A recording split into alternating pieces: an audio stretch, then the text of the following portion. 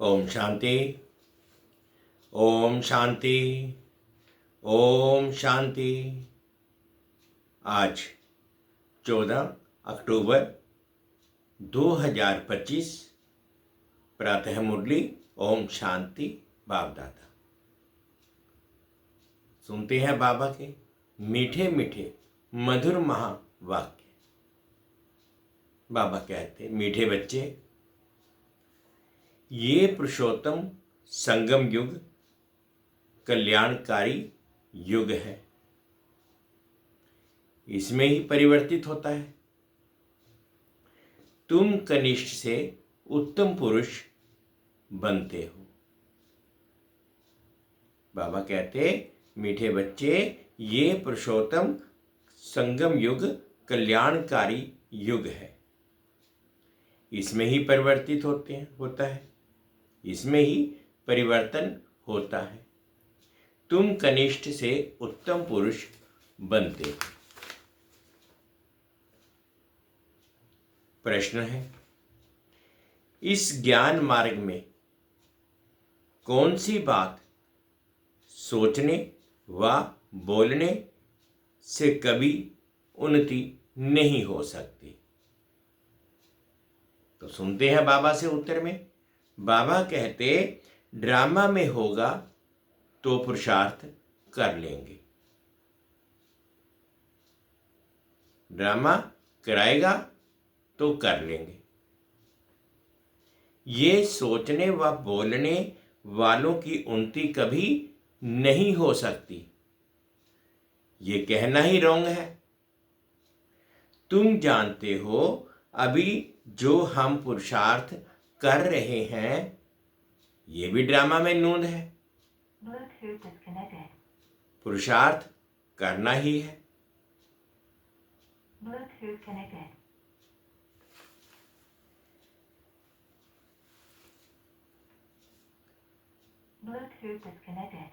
गीत है। ये कहानी है दिए और तूफान की। ओम शांति। ये है कलयुगी मनुष्यों के गीत।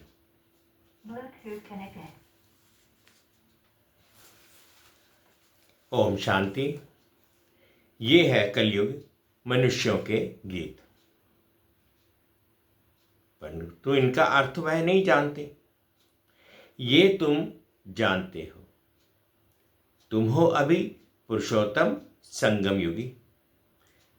संगम युग के साथ पुरुषोत्तम भी लिखना चाहिए। बच्चों को ज्ञान के पॉइंट्स याद ना होने के कारण फिर ऐसे ऐसे अक्षर लिखने भूल जाते हैं।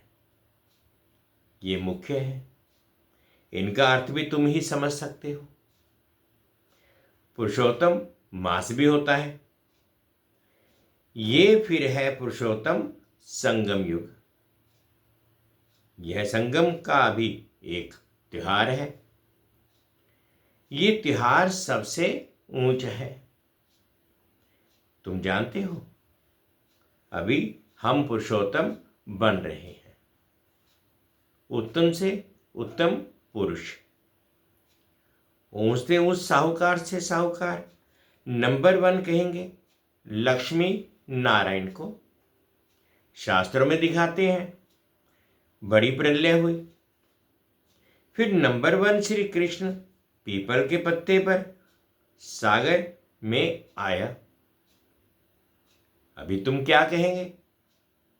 नंबर 1 है ये श्री कृष्ण, जिसको ही श्याम सुंदर कहते हैं। दिखाते हैं अंगूठा चूसता हुआ आया। बच्चा तो घर में ही रहता है, तो पहले पहले ज्ञान सागर से निकला हुआ उत्तम से उत्तम पुरुष श्री कृष्ण है। ज्ञान सागर स्वर्ग की स्थापना होती है।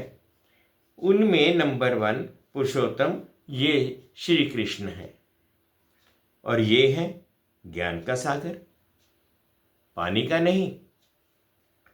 प्रलय भी होती नहीं, नए बच्चे नए नए आते हैं तो बाप को फिर पुरानी पॉइंट रिपीट करनी होती है, पड़ती है। सतयुग, त्रेता, द्वापर, कलयुग, ये 4 युग तो है। 5वां फिर है पुरुषोत्तम संगम युग। इस युग में मनुष्य चेंज होते हैं, कनिष्ठ से सर्वोत्तम बनते हैं। जैसे शिव बाबा को भी पुरुषोत्तम व सर्वोत्तम कहते हैं ना, वह है ही परमात्मा। फिर पुरुषों में उत्तम है ये लक्ष्मी नारायण। इन्हों को ऐसा किसने बनाया, ये तुम बच्चे ही जानते हो। बच्चों को भी समझ में आया है। इस समय हम पुरुषार्थ करते हैं ऐसा बनने के लिए। पुरुषार्थ कोई बड़ा नहीं है, मोस्ट सिंपल है। सीखने वाले भी हैं, अबलाएं कुब्जाएं जो कुछ भी पढ़ी लिखी नहीं है, उन्हों के लिए कितना सहज समझाया जाता है। देखो, अहमदाबाद में एक साधु था, कहता था हम कुछ खाते पीते नहीं हैं। अच्छा, कोई सारी आयु खाता पीता नहीं, फिर क्या, प्राप्ति तो कुछ भी ना हुई। झाड़ को भी खाना तो मिलता है ना, खाद पानी आदि नेचुरल उनको मिलता है, जिससे झाड़ वृद्धि को पाता है।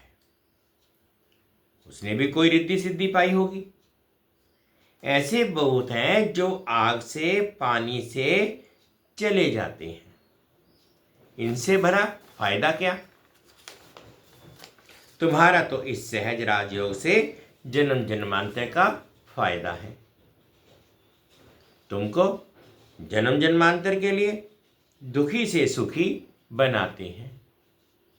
बाप कहते हैं, बच्चे ड्रामानुसार हम तुमको वह बातें सुनाता हूं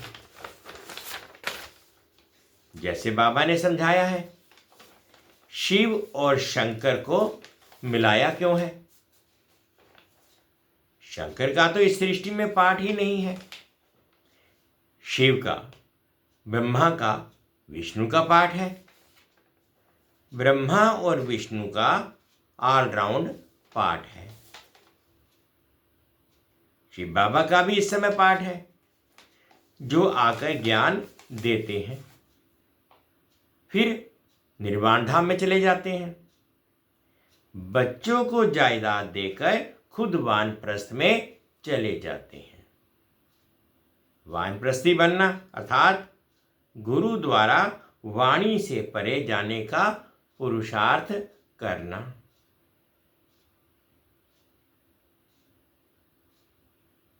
परंतु वापिस तो कोई जा नहीं सकते, क्योंकि विकारी भ्रष्टाचारी हैं। विकार से जन्म तो सबका होता है। ये लक्ष्मी नारायण निर्विकारी हैं, उनका विकार से जन्म नहीं होता है, इसलिए श्रेष्ठाचारी कहलाए जाते हैं। कुमारी भी निर्विकारी हैं, इसलिए उनके आगे माथा टेकते हैं।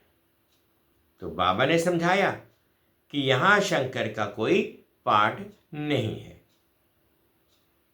बाकी प्रजापिता ब्रह्मा तो जरूर प्रजा का पिता हुआ ना। शिव बाबा को तो आत्माओं का पिता कहेंगे, वह है अविनाशी पिता। ये गुहे बातें अच्छी रीति धारण करनी है।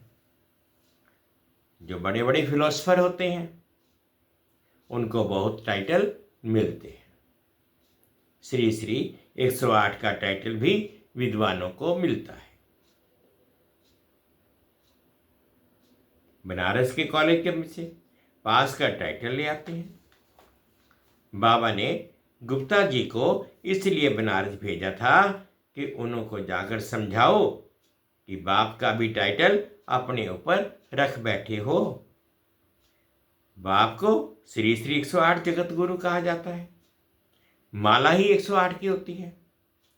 8 रत्न गाए जाते हैं। वह पास विद ऑनर होते हैं, इसलिए उनको जपते हैं।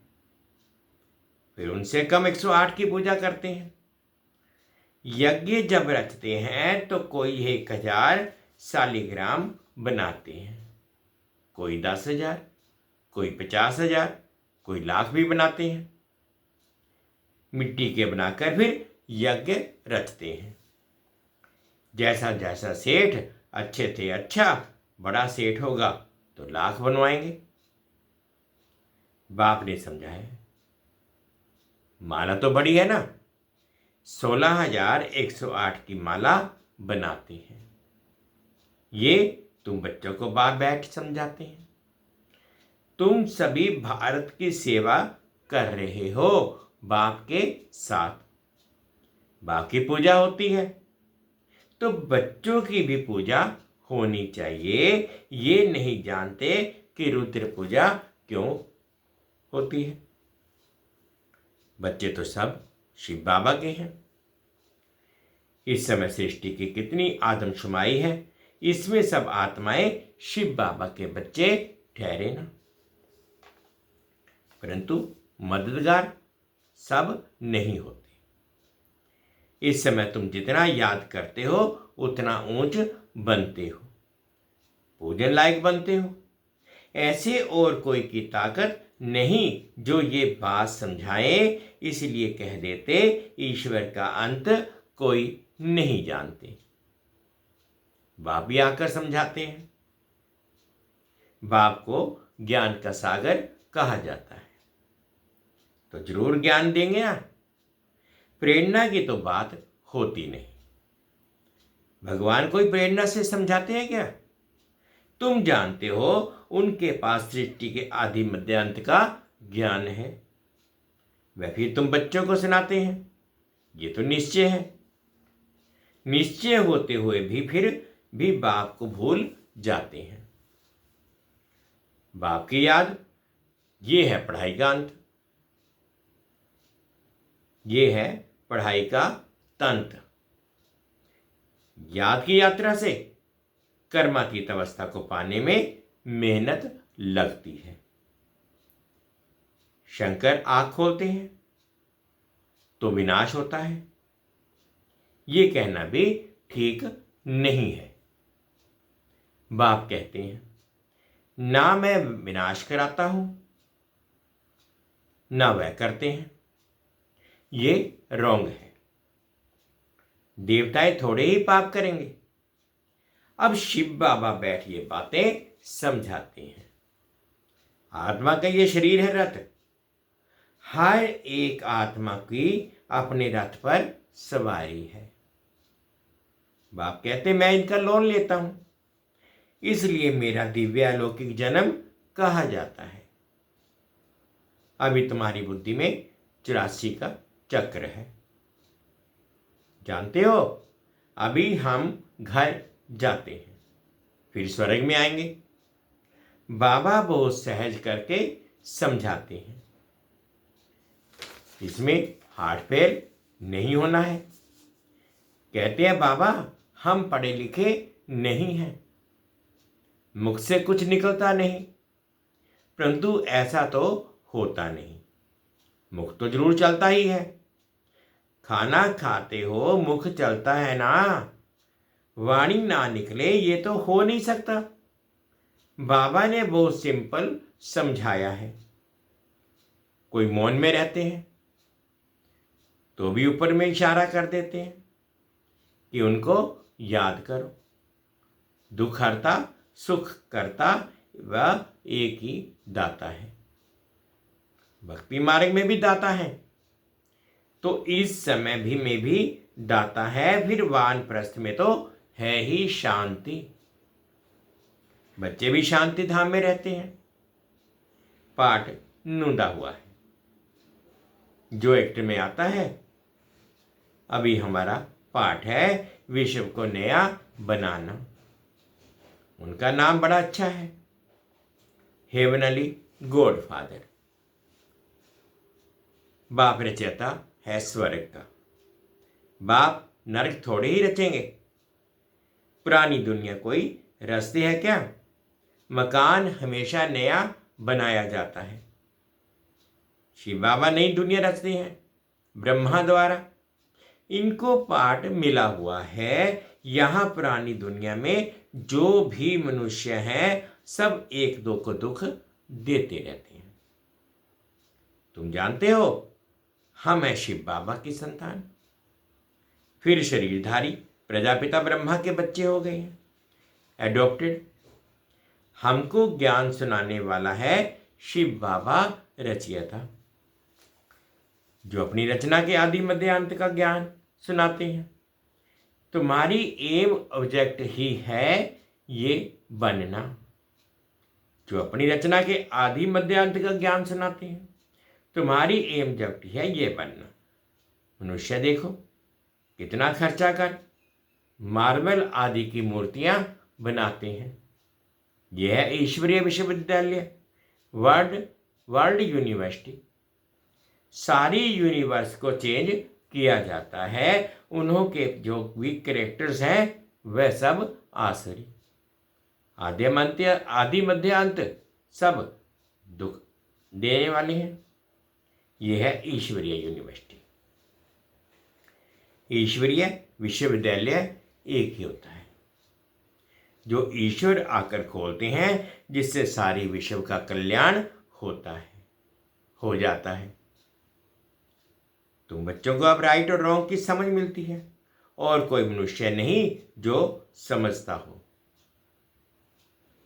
राइट रॉन्ग को समझाने वाला एक ही राइटियस होता है, जिसको ट्रुथ कहते हैं। बाप ही आकर हर एक को राइटियस बनाते हैं। राइटियस बनेंगे तो फिर जीव मुक्ति में जाकर जीवन मुक्ति में आएंगे। ड्रामा को भी तुम बच्चे जानते हो। आदि से लेकर अंत तक पाठ बजाने नंबरवार आते हो। ये खेल चलता ही रहता है, ड्रामा शूट होता जाता है। ये एवर न्यू है। ये ड्रामा कभी पुराना नहीं होता है, और सब नाटक आदि विनाश हो जाते हैं। ये बेहद का विनाशी ड्रामा है। इनमें सब अविनाशी पाठधारी हैं। अविनाशी खेल व मांडवा देखो कितना बड़ा है। बाप आकर पुरानी सृष्टि को फिर नया रचते हैं, नया बनाते हैं। वह सब तुमको साक्षात्कार होगा। जितना नजदीक आएंगे फिर तुमको खुशी होगी। साक्षात्कार करेंगे, कहेंगे अब पाठ पूरा हुआ। ड्रामा को फिर रिपीट करना है, फिर नए सिर पाठ बजाएंगे। जो कल्प पहले बजाया है इसमें जरा भी फर्क नहीं हो सकता है। इसलिए जितना हो सके तुम बच्चों को ऊंच पद पाना चाहिए। पुरुषार्थ करना है, मूंझना नहीं है। ड्रामा को जो कराना होगा वह कराएगा, ये कहना भी रॉन्ग है। हमको तो पुरुषार्थ करना ही है। अच्छा, मीठे मीठे सिक्के दे बच्चों प्रति माता पिता बाप दादा का याद प्यार और गुड मॉर्निंग। रूहानी बाप की रूहानी बच्चों को नमस्ते। हम रूहानी बच्चों की रूहानी माता पिता बाप दादाजी को याद प्यार, गुड मॉर्निंग और प्यार भरी नमस्ते जी। ओम शांति, ओम शांति। शुक्रिया बाबा, शुक्रिया। अवधारणा के लिए मुख्य सार में फर्स्ट पॉइंट में बाबा कहते पढ़ाई का तंत्र मतलब के सार बुद्धि में रख याद की यात्रा से कर्मातीत अवस्था को पाना है। ऊंच पूजनीय बनने के लिए बाप का पूरा पूरा मददगार बनना है। सेकंड पॉइंट में बाबा कहते सत्य बाप द्वारा राइट रॉन्ग की जो समझ मिली है उससे राइटियस बन जीवन बंध से छूटना है। मुक्ति और जीवन मुक्ति का वर्षा लेना है। आज बाबा ने मीठा मीठा वरदान दिया। अनुभव करेंगे आपस में स्नेह की लेन देन द्वारा सर्व को सहयोगी बनाने वाले सफलता मूर्त भाव। आपस में स्नेह की लेन देन द्वारा सर्व को सहयोगी बनाने वाले सफलता मूर्त भाव। अभी ज्ञान देने और लेने की स्टेज पास की। अब स्नेह की लेन देन करो। जो भी सामने आए, संबंध में आए, तो स्नेह देना और लेना है। इसको कहा जाता है सर्व के स्नेही व लवली। ज्ञान दान अज्ञानियों को करना है, लेकिन ब्राह्मण परिवार में इस दान के महादानी बनो। संकल्प में भी किसके प्रति स्नेह के सिवाय और कोई उत्पत्ति ना हो। जब सभी के प्रति स्नेह हो जाता है तो स्नेह का रिस्पॉन्स सहयोग होता है और सहयोग की रिजल्ट सफलता प्राप्त होती है। स्लोगन है 1 सेकंड में व्यर्थ संकल्पों पर फुल स्टॉप लगा दो, यही तीव्र पुरुषार्थ है। 1 सेकंड में व्यर्थ संकल्पों पर फुल स्टॉप लगा दो, ये ही तीव्र पुरुषार्थ है। मातेश्वरी जी के अनमोल महावाक्य। आजकल मनुष्य मुक्ति को ही मोक्ष कहते हैं। वो ऐसे समझते हैं जो मुक्ति पाते हैं वो जन्म मरण से छूट जाते हैं। वो लोग तो जन्म मरण में ना आना इसको ही ऊंच पद समझते हैं, वही प्रारब्ध मानते हैं। जीवन मुक्ति फिर उसको समझाते हैं जो जीवन में रहकर अच्छा कर्म करते हैं। जैसे धर्मात्मा लोग हैं, उनको जीवन मुक्त समझते हैं। बाकी कर्म बंधन से मुक्त हो जाना वो तो कोटों में से कोई विरला ही समझते हैं। अब ये है उन्हों की अपनी मत, लेकिन हम तो परमात्मा द्वारा जान चुके हैं कि जब तक मनुष्य पहले विकारी कर्म बंधन से मुक्त नहीं हुआ है तब तक आदि मध्य अंत दुख से छूट नहीं सकेंगे। तो इससे छूटना ये भी एक स्टेज है। तो भी पहले जब ईश्वरीय कॉलेज को धारण करें तभी उस स्टेज पर पहुंच सकें, और उस स्टेज पर पहुंचाने वाला स्वयं परमात्मा चाहिए, क्योंकि मुक्ति जीवन मुक्ति देते वह हैं। वो भी एक ही समय आए सबको मुक्ति जीवन मुक्ति दे देते हैं। बाकी परमात्मा कोई बार बार नहीं आते हैं, और ना कि ऐसा समझो कि परमात्मा ही सब अवतार धारण करते हैं। ओम शांति। अब व्यक्ति चाह रहे हैं स्वयं और सर्व के प्रति मनसा द्वारा योग की शक्तियों का प्रयोग करो। मनसा सेवा बेहद की सेवा है। जितना आप मनसा से वाणी से स्वयं सैंपल बनेंगे तो सैंपल को देखकर स्वतः ही आकर्षित होंगे। सिर्फ दृढ़ संकल्प रखो तो सहज सेवा होती रहे। अगर वाणी के लिए समय नहीं है तो विरति से मनसा सेवा से परिवर्तन करने का समय तो है ना। अब सेवा के सिवाय समय गंवाना नहीं है। निरंतर योगी, निरंतर सेवाधारी बनो। यदि मनसा सेवा करना नहीं आता तो अपने संपर्क से, अपनी चलन से भी सेवा कर सकते हो। मीठे बच्चे, ये पुरुषोत्तम संगम युग कल्याणकारी युग है। इसमें ही परिवर्तन होता है। तुम कनिष्ठ से उत्तम पुरुष बनते हो। आज की मुरली के संबंध में गीत था। ये कहानी है दिए और तूफानी की। ओम शांति। 2 मिनट के लिए बाबा की याद में।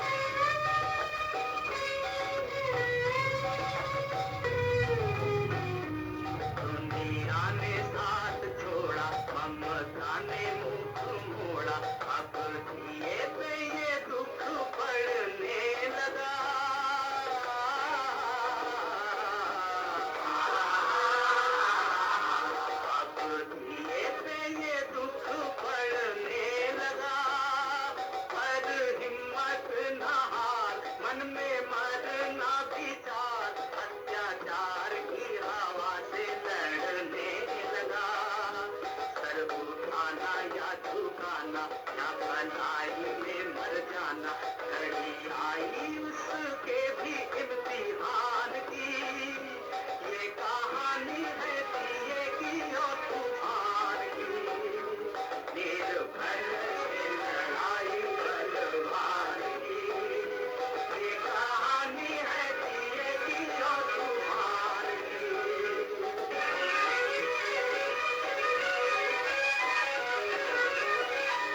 फिर ऐसी घड़ी आई, फिर ऐसी घड़ी आई, घनघोर घटा छाई।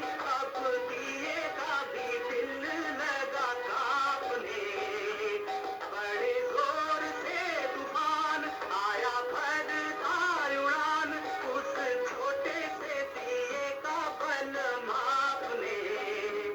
तब दिया दुखियारा, वो बेचारा बेसहारा, चला नाव पे लगाने बाजी प्राण की, बाजी प्राण की, बाजी प्राण की, बाजी प्राण की।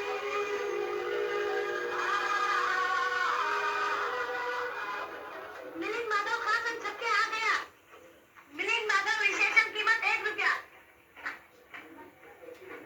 मिलिंद माधव।